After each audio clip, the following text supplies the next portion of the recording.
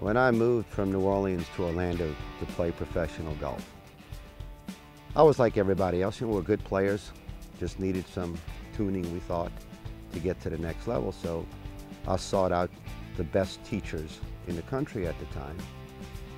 And the first fellow I went to said the grip should be this way. The next guy said this way. The next guy said this way. So we've got three different opinions on the same subject. So I remember calling up my dad and I said, look, we got a problem. We got three different opinions on the same topic.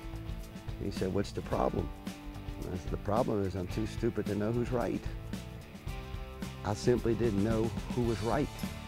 And every one of them could point to a tour player who utilized their method. And so all of a sudden, I said, you know, what do we do? He said, you need to go back to school.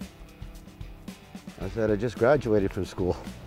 He said, no, you need to go back and understand anatomy. Everything you can on human movement. So I was married and still am with two children, but then we've been in night school, postgraduate school, self-study school for over 19 years. Until you see it yourself, it's difficult to appreciate. First of all, you have to be educated enough to understand the topic. Every time you hit a golf ball, you're moving every single joint in your body. Every single joint, from your head to your toe. It is a kinetic chain like you can't imagine. If you don't understand how your foot works and how the ankle works, how that affects the knee, how that affects the hip, which affects the spine, which affects your head, which affects your turn, which affects your hand, which affects your release, you simply can never get to the bottom line. You can never get to the truth. If you don't have an absolute map, then you truly can never realize your potential.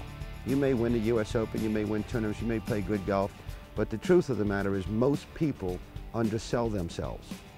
And if you ask maybe what, at this point in my life, what is the catalyst, it is so disappointing to see people where they excel in other areas in their life, but they're going to accept this mediocrity in their own personal golf game.